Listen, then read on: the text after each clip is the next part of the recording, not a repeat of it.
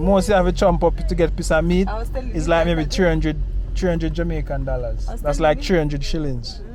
Yeah. I was telling you the other day. So 20 shillings is like 20 Jamaican dollar. 20 Jamaican dollar. Now what can you do Jamaican dollar? So because I can get something to buy with it, it is confuse me. Oh, that's why it's It confusing. confusing me because in Jamaica you can't buy it with $20 sweetie. That's why I'm telling you, I'll buy carrots for $20 shillings. $20 maybe can just maybe buy one sweetie or something. Guy, yeah, sweet is 2 shillings or a shilling. Sweet guy.